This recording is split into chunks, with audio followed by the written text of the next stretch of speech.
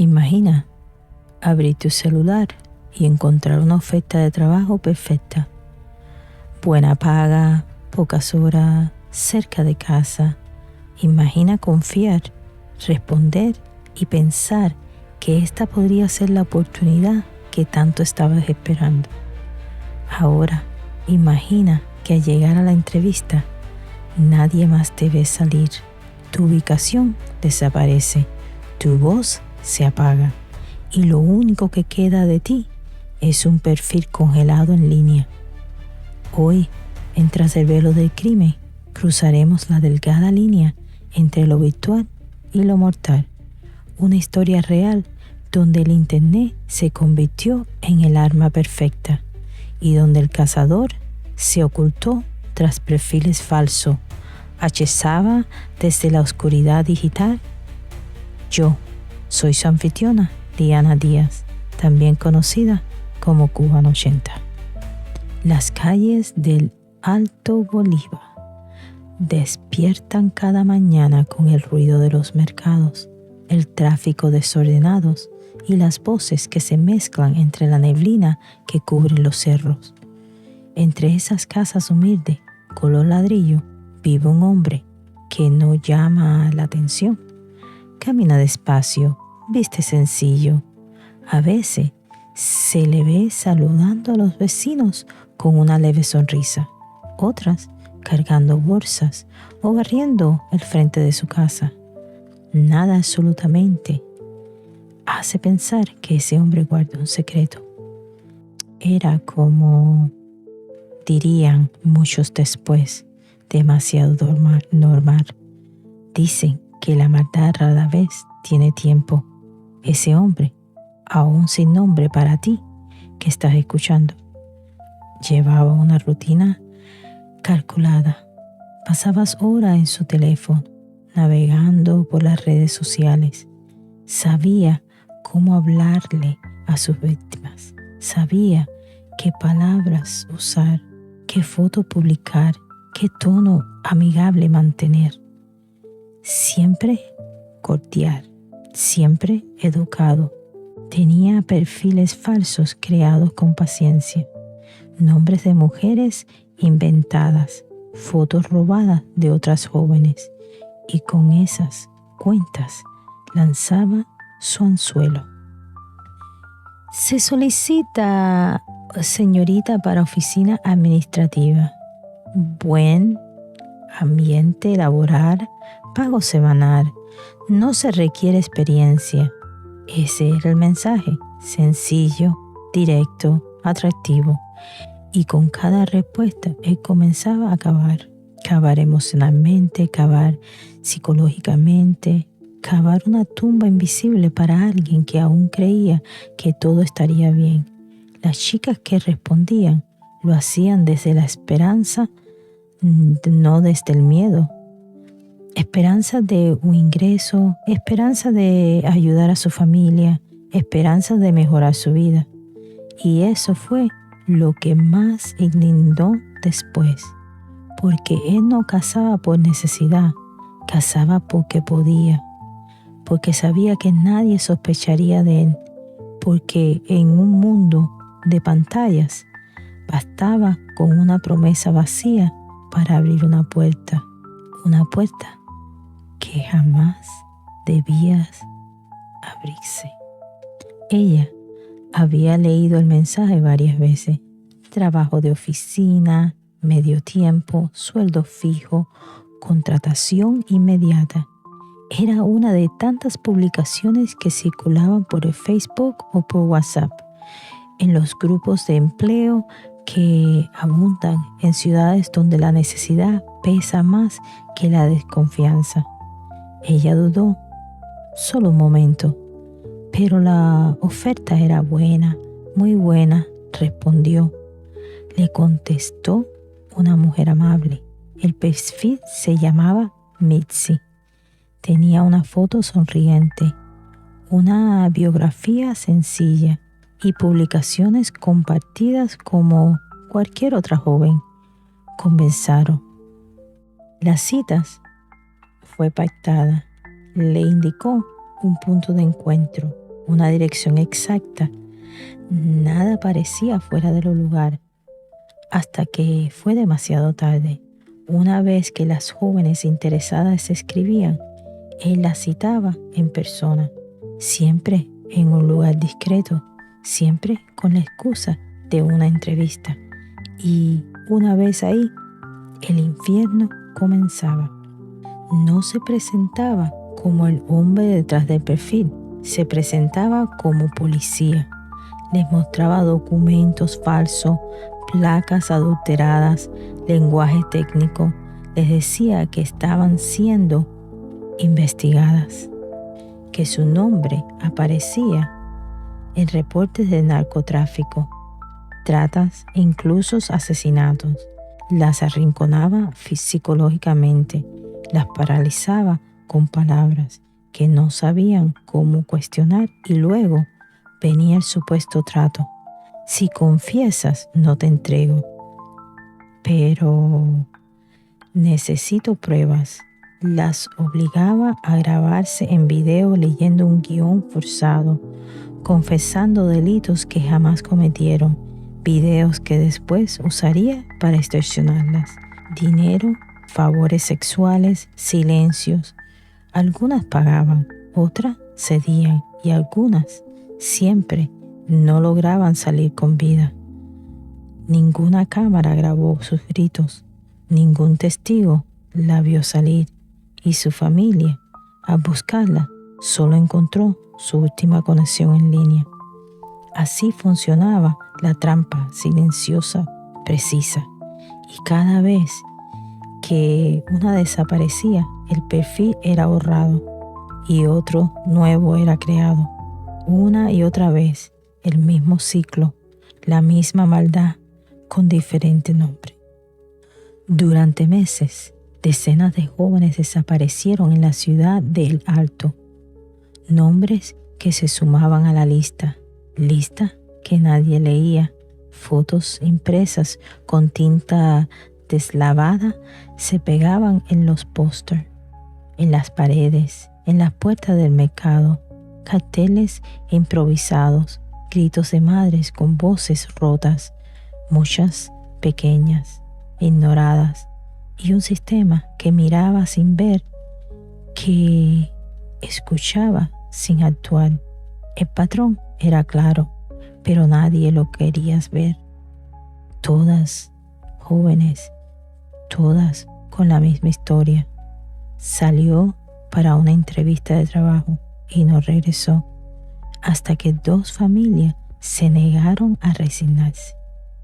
La angustia las volvió detectives y el dolor combustible.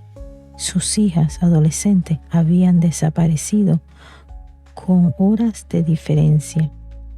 Ambas habían salido con ropa formal, un currículum y una esperanza. Ambas dijeron que iban a una entrevista para un puesto de oficina. Ambas habían hablado por última vez con alguien que usaba el mismo número. Y ambas habían sido vistas entrando a la misma calle. No fue la policía quien conectó los puntos, fueron las madres. Ellas fueron quienes notaron la dirección, quienes buscaron a vecinos, quienes tocaron puertas hasta que alguien, con miedo, pero también con conciencia, les susurró: esa casa ya fue añadada antes. Ese hombre ya mató. La policía no quería actuar.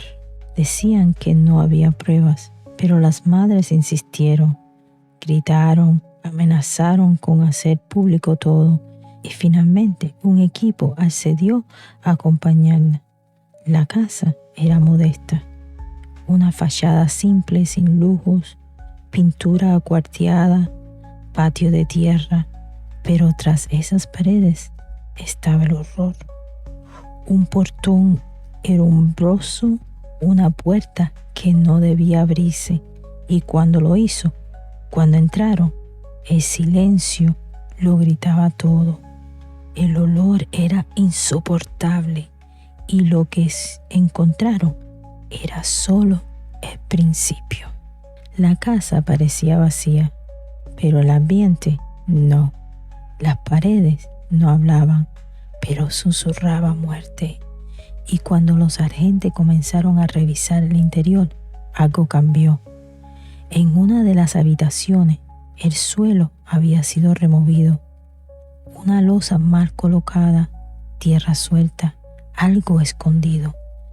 Y al excavar, el silencio se convirtió en horror. Los cuerpos de 2 adolescentes desaparecidas estaban ahí, enterradas, uno junto a la otra, sin nombre, sin voz, pero no sin historia. El hombre que las había silenciado también estaba ahí, mirando, callado, como si nada.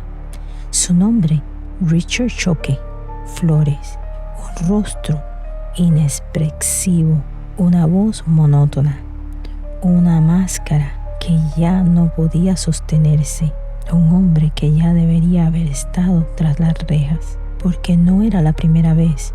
En el 2013, Richard fue condenado por asesinar a una joven de 20 años.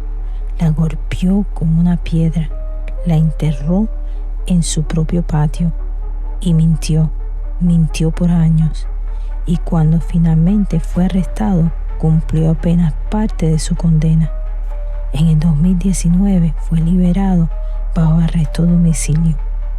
Corrupción, influencia, nepotismo, negligencia. Nadie lo sabe con certeza. Lo único que sí sabemos es que desde que volvió a pisar las calles, siguió matando. La policía no solo encontró los cuerpos, encontraron una libreta que no contenía deudas, ni tareas, ni recuerdos. Contenía nombres, más de 70 mujeres. Cada página era una cicatriz, un registro frío y calculado de víctimas, algunas con iniciales, otras con fechas, algunas talladas, todas marcadas. Y eso no era todo, había más.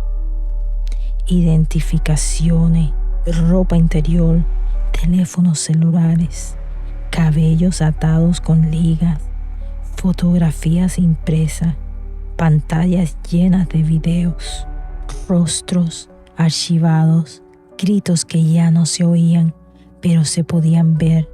Todo estaba documentado. No era un improvisador, era un cazador. Esa libreta era su colección, era su trofeo de cacería. Richard Shoke no solo engañó a sus víctimas, engañó al sistema, engañó a los jueces que le dieron libertad anticipada, engañó a los policías que debieron haberlo vigilado, engañó a sus vecinos que lo saludaban sin saber que estaban a metros de una fosa clandestina. Y lo más grave de todo es que no lo hizo una vez, lo hizo durante años. Se calcula que violó a más de 77 mujeres, muchas bajo amenazas, otras bajo extorsión, algunas grabadas y manipuladas, y al menos 4 murieron en sus manos. 4 vidas que no se perdieron por accidente, sino por un sistema que lo dejó libre, por un país que en ese momento no protegió a sus mujeres. En el 2022, tras una presión social masiva, marchas, escándalos públicos, Richard Shoke Flores fue sentenciado a 30 años de prisión sin derecho a salida. Actualmente cumple su condena en la cárcel de Xochocoro, el penal de máxima seguridad de Bolivia, pero el daño ya está hecho. Cientos de familias quedaron marcadas, Cientos de mujeres viven hoy con miedo, con trauma, con historias que aún no se atreven a contar. Y la confianza, esa delgada línea entre la ley y el ciudadano, se quebró. Richard no usó cuchillo ni armas de fuego para atraer a sus víctimas. No necesitó pasamontañas ni un vehículo oscuro. Usó el Wi-Fi o el Wi-Fi. Usó redes sociales. Usó un perfil con nombres de mujer, una sonrisa falsa y una promesa vacía. Y eso es lo más aterrador, porque hoy, detrás de cada perfil bonito, detrás de cada oferta atractiva, detrás de cada mensaje que dice, ¿quieres trabajar con nosotros?, puede esconderse alguien que no quiere darte trabajo, sino quitarte la vida. Esta historia no ocurre en una oscuridad de un callejón, en un bosque aislado o en una cabaña abandonada. Ocurre en tu bolsillo, en tu celular, en un mensaje de texto. Vivimos conectados. Cada mensaje que enviamos, cada foto que subimos, cada perfil que visitamos es una puerta abierta, una invitación silenciosa. Y en esa inmensidad digital, donde todos parecen amables, profesionales o atractivos, se esconde también los monstruos. Richard Choque Flores no fue un psicópata que se ocultaba en la oscuridad de un bosque. Se ocultaba en una pantalla. No esperaba en la esquina de una calle, esperaba tras una sonrisa digital. No llevaba una pistola ni un cuchillo, llevaba un celular. Usó lo más cotidiano como su arma más efectiva. Lo normalizó, lo repitió hasta que su crueldad se volvió un patrón. Y lo más doloroso es que nadie lo detuvo a tiempo. No solo fallaron los jueces, fallaron los procesos, falló la vigilancia, falló la voluntad de mirar más allá de lo obvio. Porque si alguien lo hubiera hecho, si tan solo una alerta se hubiera tomado en serio, decenas de jóvenes podrían estar vivas hoy. Esta historia no es solo la de un asesino, es la historia de un sistema que ignoró señales, de un país que aún llora y de sus víctimas que hasta el último momento solo buscaban trabajar, vivir, avanzar. Hoy más que nunca debemos aprender a ver con otros ojos, a cuestionar lo que parece perfecto, a proteger a quienes confían con inocencia y sobre todo a no callar. Gracias por acompañarme en otro episodio de Tras el Velo del Crimen, con su anfitriona Liana Díaz, también conocida como Cubana 80. Manténgase curioso, alertos y seguro. Recuerden, no todo lo que brille es oro. Tras una carta amable, una foto sonriente o un perfil confiable puede esconderse lo más oscuro del ser humano. Hasta el próximo episodio. Chaito.